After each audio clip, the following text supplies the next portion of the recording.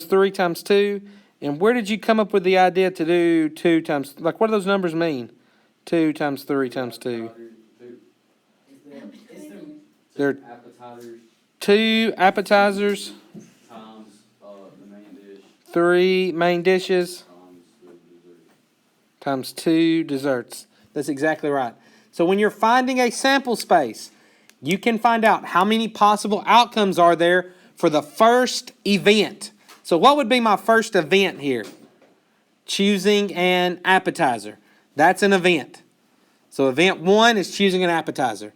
What's my second event? Choosing a main dish. And it has 3 possible outcomes. Do these vocabulary words make sense to you as I'm saying them? And then the third event is choosing a dessert. And it has 2 possible outcomes. All right, so everybody needs to know what an outcome is. If you don't know, write you down a definition. Everybody needs to know what an event is. Right, I've kind of explained both of those already. Outcome is what can happen. Right, I mean, the end result is the outcome. So when you flip a coin, what are the possible outcomes?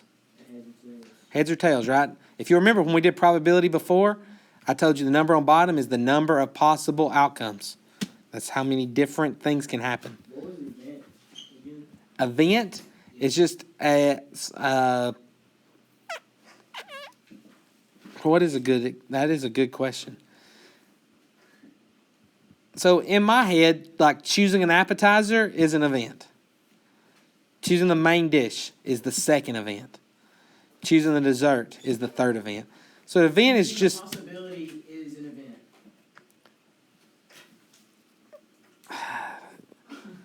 Yeah. I look at their definition, I don't like their definition. It says it's an outcome or a collection of outcomes. So like how many outcomes were there when you chose an appetizer? 2, so that's an event. Because it had a number of outcomes associated with it. Basically, what they're saying an event is any one of the possible results of an action. Because it says it's an outcome, Right. and an outcome is what I just said. Yeah, they kind of go back and forth, don't they? So now, an organized list of all possible outcomes is called a sample space. So that's a big math word. Sample space. It's the organized list of all possible outcomes. So like the list you just made, if you wrote them all out, soup, beef, cake, soup, chicken, cake, right? All that whole big list. That is a sample space. When you list all the possible outcomes of a scenario, then you have created the sample space. Okay? And one thing we're going to do to help us create our sample space is we're going to use a tree diagram. So I know some of you guys were able to do this without a tree diagram. You kind of just went through it in your head. But what you did in your head was make a tree diagram. And I'm going to show you how we do that next. So what we're going to do here is make a tree diagram for this situation. So we said that there were 3 events. So that means there's going to be 3 levels to my tree diagram. Okay, so when we make a tree diagram, what happens? I always think of a Christmas tree. What happens at the top of a Christmas tree? It comes to a point, right? That's the beginning of the tree, or the top of the tree. It's where it begins. So with our tree diagrams, we're up here at the top. So this top point is going to represent our first event. So what did we say our first event was? Choosing an appetizer. How many outcomes are there when you choose an appetizer? 2. So you need to fork your tree in 2 directions. The first one is where you could get soup. The second one is where you could get a salad. You've got to do one of those 2 things.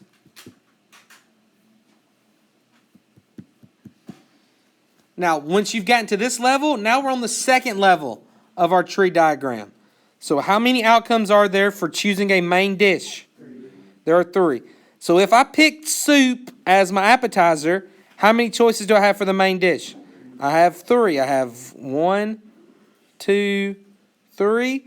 What if you pick salad? How many outcomes do you have? 3. 1, 2, 3. This making sense so far? All right, so what were these 3 choices that I just drew out here? They would be beef, chicken, and pasta. And if you chose salad, what would your 3 choices be? Beef, chicken, or pasta. Without me getting into combinations, like you get beef with chicken and a side of pasta. Like, if we got into that, I would just quit, man. No. Yeah, no. We're not doing that. Okay. Now, let's look here. What if you picked soup as your appetizer, then you picked beef as your main dish? How many choices do you have for dessert? 2. So this is the 3rd level. We could then choose either cake or pie. And I'm going to abbreviate those C or P. What if I pick soup and chicken? What would my choices be? Cake or pie. What if I chose soup and pasta? What would my choices be? Cake or pie? Do you see where this is going? Here on this one, you would have the same choice, cake or pie. For chicken, you'd have the same choice, cake or pie. And pasta here, you have cake or pie. Now what you can do is follow all the branches down, and that's going to give you your sample space. Right? So if you have a hard time coming up with it. So what could you have? You could have soup, beef, and cake. You could have soup, beef, and pie. Soup, chicken, and cake. Soup, chicken, and pie. Soup, pasta, and cake. Soup, pasta, and pie. Salad, beef, and cake. Salad, beef, pie. Salad, chicken, and cake. Salad, chicken, and pie. Do you follow? Salad, pasta, cake. Salad, pasta, pie. What? I was making a beat while he was doing it. Well, don't worry. There's one coming up on here later that I still have the beat in my head for when I taught 7th grade my first year. It was soup, steak, or carrot cake. Soup, steak, and apple pie. And I had Miss Sanders' son was in my class, Grant, and he kept going soup, steak, and carrot cake. Soup, steak, and apple pie. I said soup, steak, and it's still stuck in my head because he did that. So what did we just do? We made a tree diagram that shows the sample space, which is all the possible combinations. Okay? Any questions there? Okay, so we said event 1 was flipping a dime, right? Tossing a dime. So how many outcomes are there when you toss a dime? There are 2 outcomes. So at the top, I would need 2 branches. What are the possible outcomes? Heads or tails. That should be what your first level of your tree looks like. That's for the event tossing a dime. Now the second event is tossing a penny. How many possible outcomes are there when you toss a penny? There are, again, 2 possible outcomes. Heads or tails. And I have to do it again here for heads or tails. So now, if I'm making my sample space, what are the possible outcomes? We could have heads and heads. We could have heads and tails. We could have tails and heads. We could have tails and tails. Why is it not, you toss the dime in the penny, has two outcomes. Nope. You could either pick up the dumb or the penny. No. Here's the next part. You can find the total number of outcomes by multiplying. And we've already seen this, where we looked at the 2 times 3 times 2 to find out how many possible outcomes. That's called the fundamental counting principle. So if we have two events, M and N, then we just multiply how many possible outcomes were there for event M by how many there were for event N to find out how many total possible outcomes there are. So what we want to know is how many possible combinations are there when I choose a first baseman, a second baseman, a shortstop, a third baseman, and a catcher. No. So this would not be a good thing to make a tree diagram for because the number is going to be ridiculous, the number of branches you would have. So think about it. What are your events here? Choosing what position you play in baseball. So what's the first thing we have to choose? Y'all are looking at the wrong way. So do y'all know what an all-star team is? So used to in the American League, there was only 14 teams in the American League. So they would choose one out of the 14 teams to bring their first baseman to the All-Star game. So the way you think about it, the events are we're choosing a first baseman, we're choosing a second baseman, we're choosing a shortstop, we're choosing a Each does 14 things. third Like, baseman. the first branch would be like 14 things. Correct. Each one So would there's have five- first base. There's saying 5 that- events? Oh, that'd be terrible. That's correct. There are 5 events, which is us choosing each position. So let's go through and label our events. So we have the event choosing a first baseman. Then we're choosing a second baseman. Then we're choosing a shortstop. We're choosing a third baseman. And we're choosing a catcher. Those are my 5 events. So that means if I did a tree diagram, I would have 5 levels. Okay? Well, right now, the biggest level we've had is 3. Now, in the first event, choosing a first baseman, how many choices are there for a first baseman? 14. You would choose any of the first basemen from any of the 14 teams.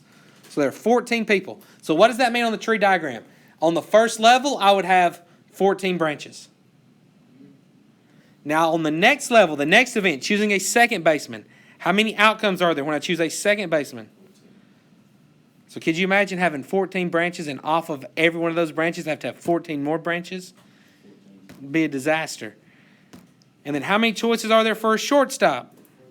14 more people that play shortstop. How many for a third baseman?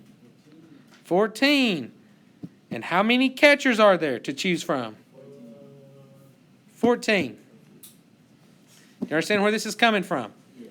So now, how many possible outcomes are there? We would multiply. Remember how we saw earlier, if we did 2 times 3 times 2, we could find there were 12 possible outcomes. Here we're going to do 14 to the 5th power. Right? 14 times 14 times 14 times 14 times 14. And what did you guys get?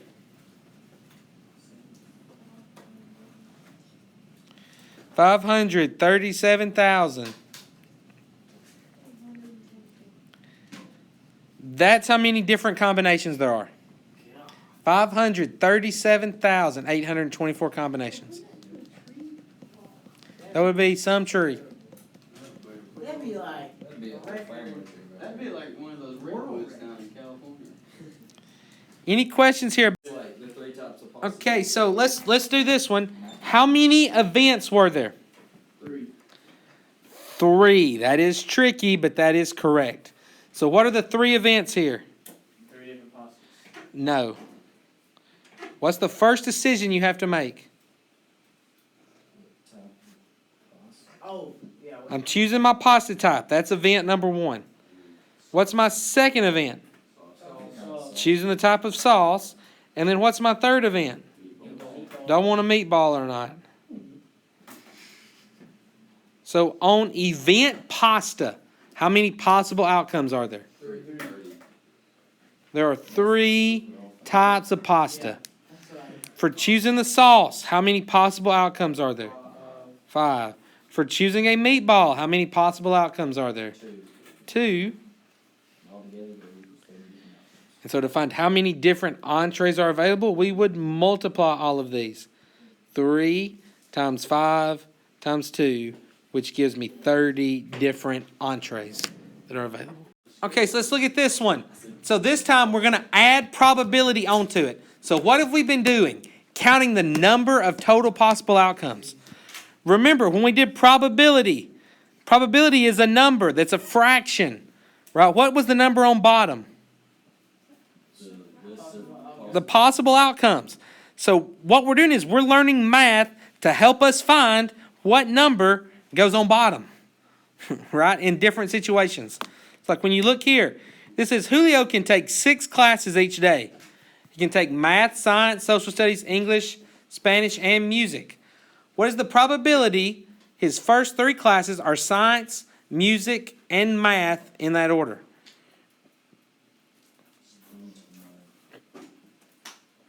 Okay, so in this problem, how many events are we looking at?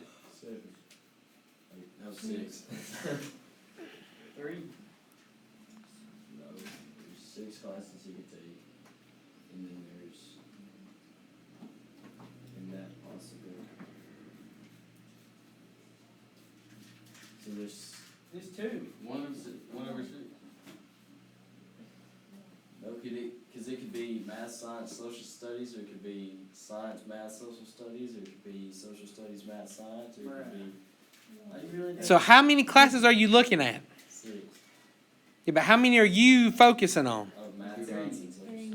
You're looking at the first 3 classes. That's all we care about. We don't really care what his last 3 are in this problem. We want his first 3 classes to be science, music, and math. So my 3 events are going to be first period, second period, and third period. So 3. Yes, 3. I said that. And y'all was like, Now for first period, how many classes does Julio have to choose from? So there are 6 possible outcomes for his first period class. Now how many possible outcomes are there for his second period class? No.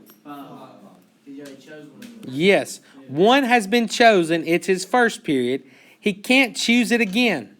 So now there are only 5 choices left for second period. How many choices are there for third period? Yeah, it continues to go down. So how many possible outcomes are there for choosing a first, second, and third period class? We would multiply those to get there 120 possible outcomes. Now, how many of those ways give you science first, music second, math third?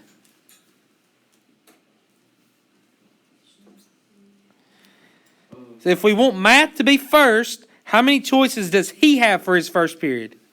6. No, he does have 6, but remember, so here's where we're getting confused. Probability is a fraction. The number of possible outcomes is 120. That's the number on bottom. How many of them are favorable? Which means how many am I looking for? 1. How many ways can he have science first period? You're only looking for 3. How many ways can he have science first period? 1, if he chooses science. What if he chose math or social studies or English or Spanish or music? Then he wouldn't have math first. How many ways can he have music second period? 1. How many ways can he have math third period? 1. So what's the probability, or how many times can he have science, music, and math? We multiply. 1 times 1 times 1, which is 1.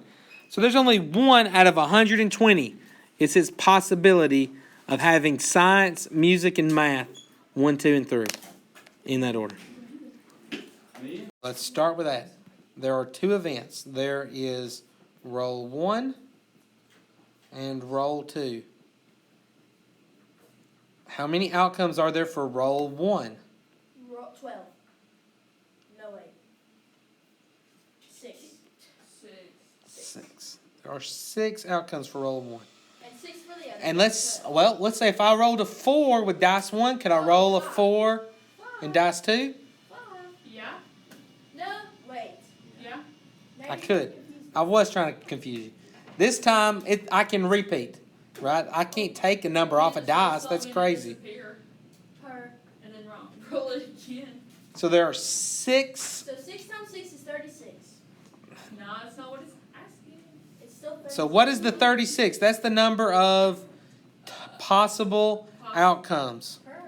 So when we're finding probability, that's the number that's in the denominator. It's the number on bottom.